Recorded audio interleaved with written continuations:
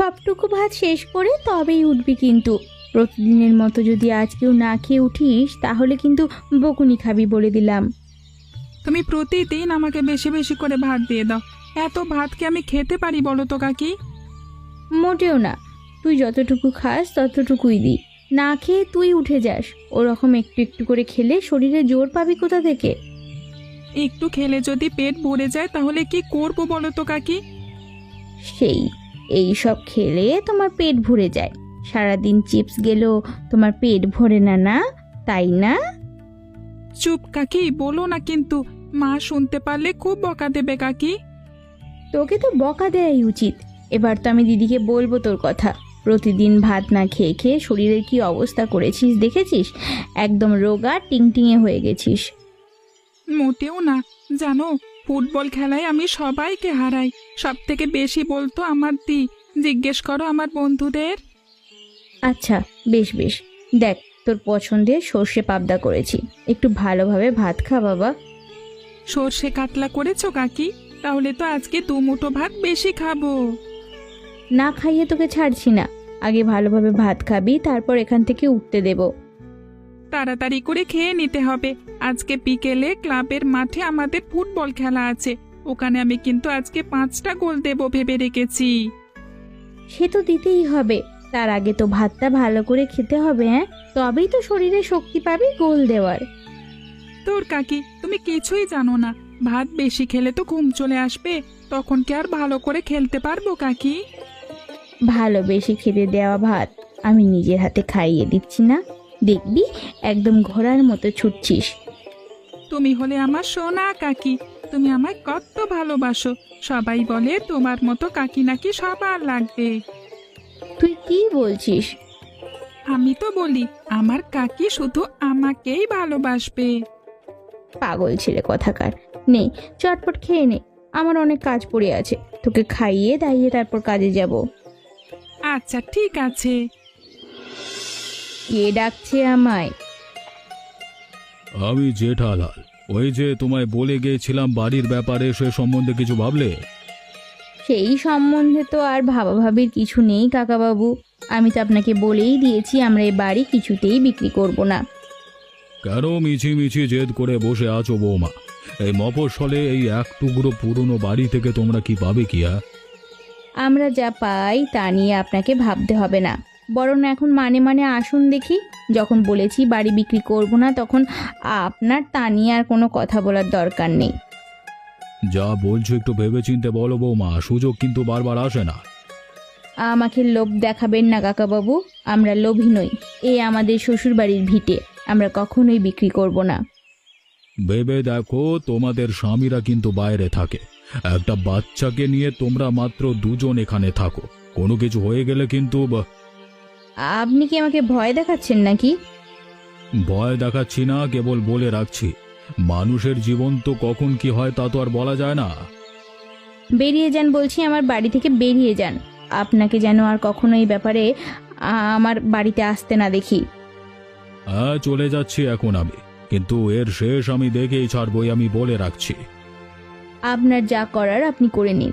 আমরা দুই বৌমা যতদিন বাঁচবো আপনি এই বাড়িতে পাও রাখতে পারবেন না। দেখা যাবে দেখা যাবে, সময় বলবে কে কোথায় পা রাখবে। আমার নামও জ্যাঠালাল। হ্যাঁ, যেখানে আমার একবার নজর পড়ে আমি তা হাসিল করেই ছাড়ি। একবার বোধহয় আপনার ভুল জায়গায় নজর পড়েছে কাকাবাবু, নজরটা বরং তুলে নিন, এটাই আপনার মঙ্গল। কার কিসে মঙ্গল আর কার কিসে অমঙ্গল সেই হিসেব আমি ঠিক বুঝিয়ে দেব, অপেক্ষা করো। এ দেখা যাবে।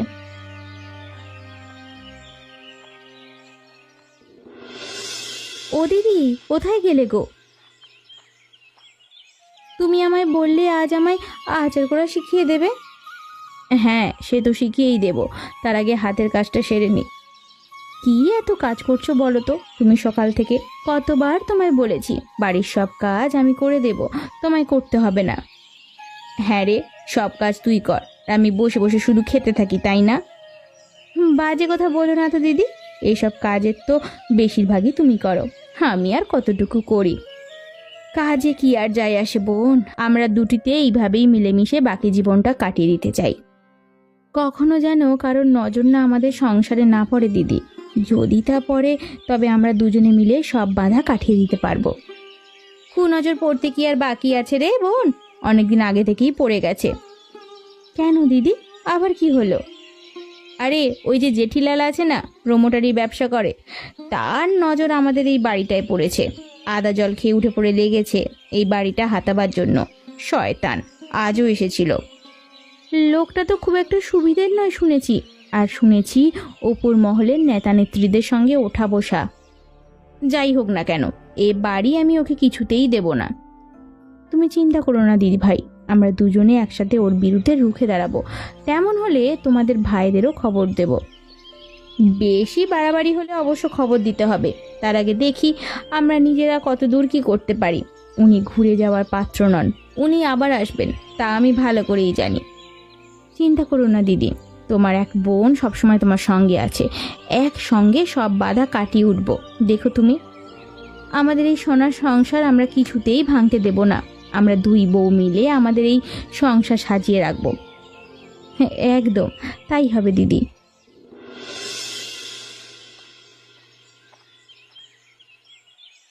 কে রতন বাবু, কোথায় যাচ্ছে দুপুরবেলা? বিয়ে বাড়ি নিমন্ত্রণে যাচ্ছি, যাবে?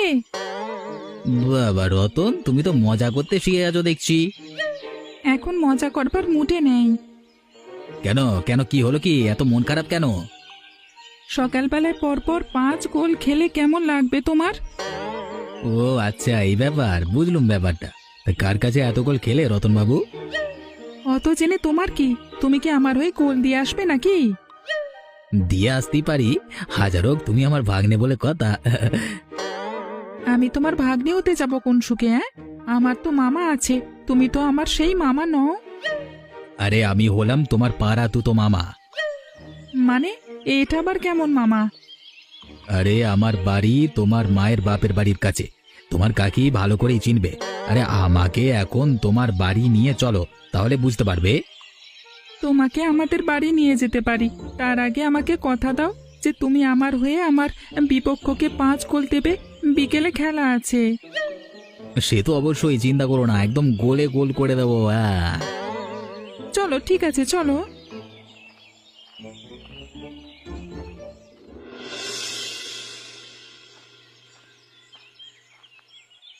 কে বৌমা, চললে কোথায়? এগিয়ে দিয়ে আসবো নাকি?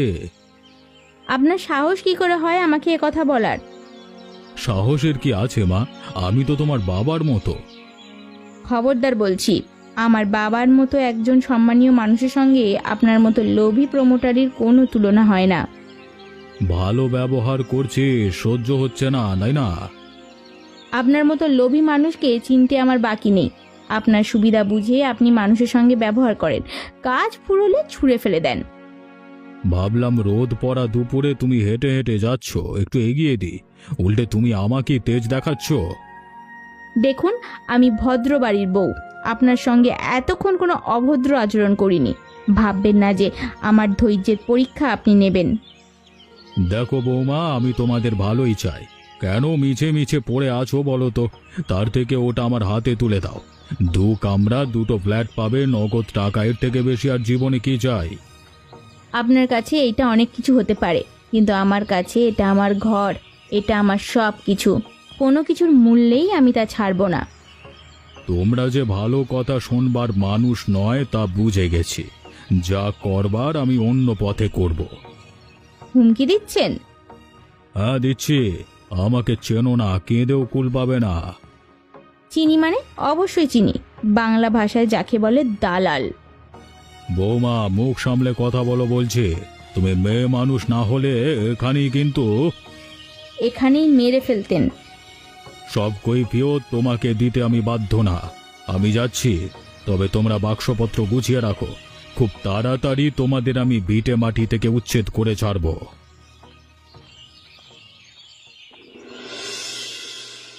কাকি, ও কাকি, কোথায় গেলে? দেখো কাকে এনেছি। কি হয়েছে শুনি? এত হাঁকডাক কিসের? আর কি, তোমার পাড়া তো ভাই ঘতন মামাকে এনেছি। সে কি, কাকে এনেছিস দেখি? আরে স্বপ্নাদি, তুমি আমাকে চিনতে পারছিস না? আমি হলাম সেই তোদের পাড়ার ঘোতন রে। আরে বাবা, হরিহর মাস্টারের ছেলে। ও আচ্ছা, সেই ঘোতন যে আমাদের বাড়ি থেকে ফল পাকু চুরি করতো। আরে এত কথা থাকতে তোমার ওই কথাই মনে আছে? হ্যাঁ, এমনি মজা করে বললাম। হঠাৎ এতদিন পর এখানে এসেছিস তুই? আমাদের পাড়াতে বাকি করতে এসেছিলিস? কিছুই না, আসলে বাবা কিছুদিন হলো মারা গেছেন, সংসারের দায়িত্ব মাথার উপর এসে পড়লো। তাই কাজের সন্ধানে এ পাড়া ও পাড়া এখানে ওখানে ঘুরতে ঘুরতে এনারা ব্যবসা করবো ভাবছি। এখানে আমার চেনাশোনাও কিছু মানুষ আছে। আচ্ছা, এ তো ভালো কথা। তা থাকার জায়গা কোথায় ঠিক করেছিস? আমার বন্ধু গৌতমের বাড়িতে। তাহলে তো তোর সাথে দেখা হবে। এ বাড়িতে চেনাই হয়ে গেল। প্রতিদিন আসিস কিন্তু। আসতেই হবে, এখানে আসবার জন্যই তো আমার আশা। কি বলতে চাইছিস তুই? আরে দিদি, এখানে তুই চেনাশোনা আছিস তাই এখানে আছি, মানে তোর বাড়িতে আসবো, এটাই যা বলছিলাম আর কি। ও আচ্ছা, বুঝলাম।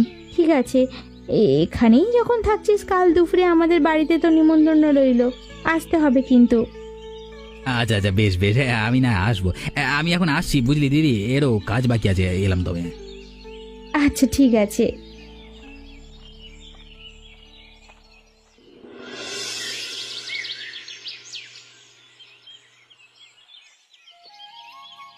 জোরে জোরে পড়, যেন আমি ঘর থেকে শুনতে পাই। জোরে জোরেই তো পড়ছি মা। দেখো সারা পাড়া পড়া শুনতে পাচ্ছে, তুমি শুধু শুনতে পাচ্ছ না।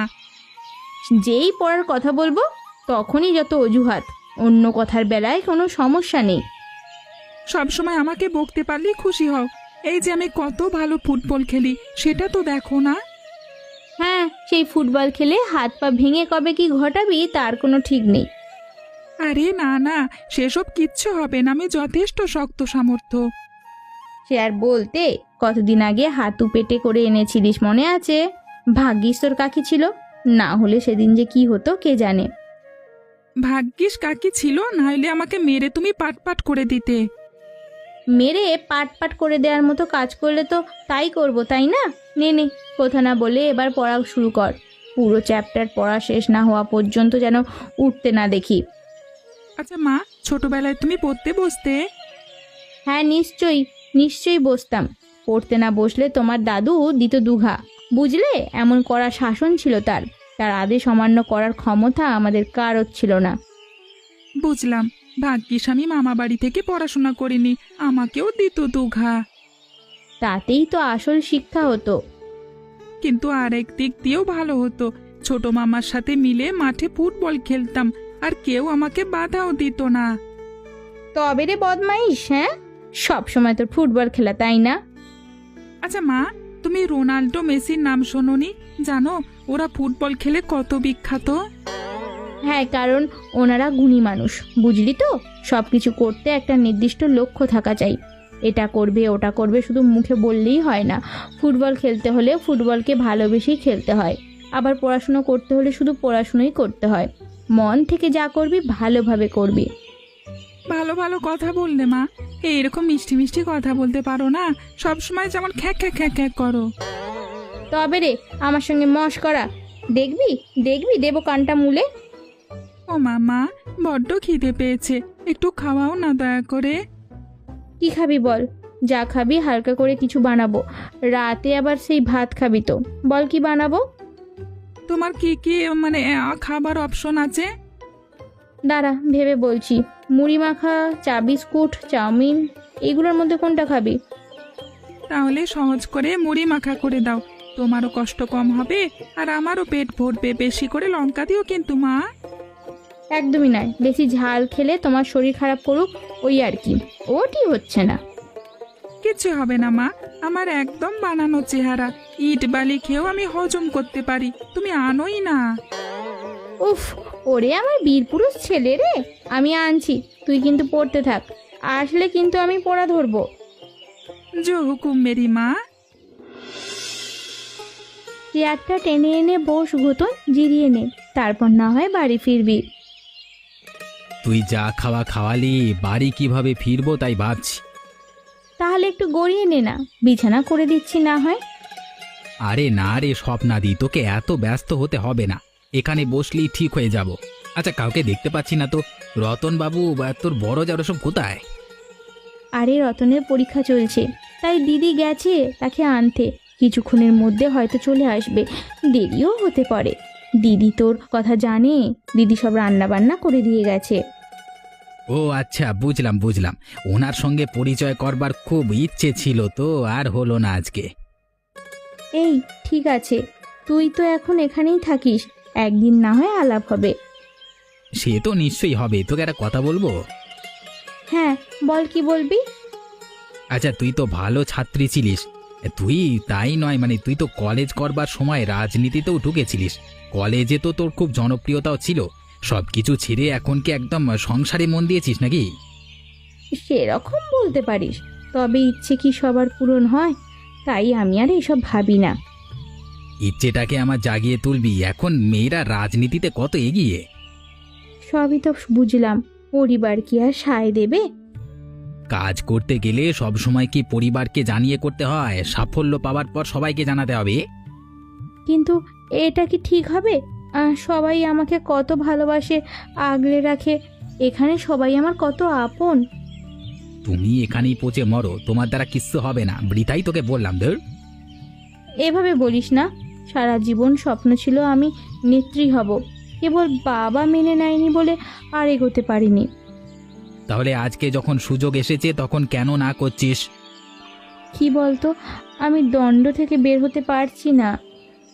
কিসে এত দ্বন্দ্ব তো? না, তুই একজন প্রাপ্তবয়স্ক নারী, কোনটা ভালো কোনটা মন্দ সেটা বোঝবার মতো বয়স তোর হয়েছে দিদি। সবই তো বুঝলাম, কিন্তু আমাকে কেউ ভোটের টিকিট দেবে? ভোটের প্রচার এটা সেটা কোনো লোক বললেই তো আর আমার নেই। তোর সেসব ম্যানেজ হয়ে যাবে। আরে তুই ওসব নিয়ে চিন্তা করিস না, কিছু টাকা ছাড়তে হবে। কত টাকা? আমি টাকা কোথায় পাবো? সেসব কিছু আমি বলতে পারবো না। আমি ধরে রাখ, ওই ফোন ধরছে না কেন, 6-7 লাখ টাকা, মানে টাকা তো লাগবেই। লাখ লাখ লাখ লাখ টাকা, 6-7 লাখ টাকা। হ্যাঁ, বুঝতেই তো পারছিস ভোটের কাজ অনেক। হ্যাঁ, থাক ভাই, আমার দরকার নেই। যেমন চলছে তেমন চলুক, দরকার নেই আমার ভোটে দাঁড়ানোর।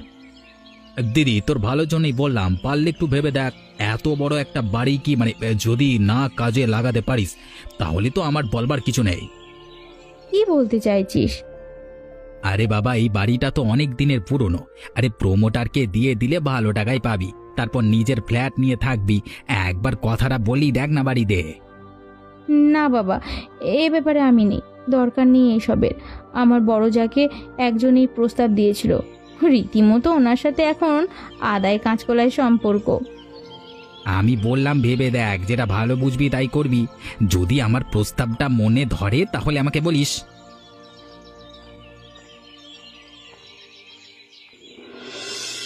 দাদু ভাই, কটা গোল দিলে আজকে? বেশি দিতে পারিনি গো, পরীক্ষা ছিল, তাই আজকে আস্তে আস্তে দেরি হয়ে গেছে। ও আচ্ছা, তাহলে তো রতন বাবুর তো আজকে তেমন খেলা হলো না। হ্যাঁ গো দাদু, বলো তুমি কি করছো? আমি আর কি করব? আমি বুড়ো মানুষ, বসে আছি। এখন তো আর কেউ আমাকে ডাকবে না ফুটবল খেলতে। ফুটবল খেলতে পারতে দাদু, বলো না বলো। হ্যাঁ, সে অনেক দিনের আগের কথা। কত খেলেছি, কত ডান পিটে পোনা করেছি। একেবারে কত গোল দিতে পারতে দাদু? 10 গোলে হারাতাম দাদু ভাই, তারপর খেতুম 1 হাঁড়ি রসগোল্লা। কি বলো দাদু, 1 হাঁড়ি রসগোল্লা তুমি খেতে পারতে? শুধু কি তাই, একটা গোটা আস্ত পাঁঠাই খেয়ে ফেলতাম তোমার মতো বয়সে। বলো কি, এত কিছু খেতে? শরীর চর্চা করতে দাদু? শুধু কি তাই নাকি দাদু ভাই, মুগুর ভাজতাম আমি। পাশে সব জায়গায় মানে নাম ডাক ছিল আমার, মানে হরা পালোয়ান বলে। হ্যাঁ, তুমি তো আগে এখানকার কাউন্সিলর ছিলে, এত কিছু তো শুনিনি আগে কোনোদিন। তুমি তো অনেক ছোট, তুমি শুনবে কি করে? আচ্ছা শোনো না দাদু, কালকে আমার আবার পরীক্ষা আছে, যেতে হবে, না হলে কালকে মা কান মলা দেবে। বরং একদিন আমার বাড়িতে এসো, মা তোমায় কতবার করে ডেকেছে। একদিন এসে আমার মায়ের হাতে রান্না খেয়ে যেও, সাথে সাথে তোমার অনেক গল্প শুনবো, কেমন? বেশ বেশ, সামনে রোববার দুপুর বেলায় তোমার মাকে বলো রান্না করে রাখতে। হরেন দাদু খেতে যাবে। ঠিক আছে, আমি তাহলে এখন আসছি দাদু।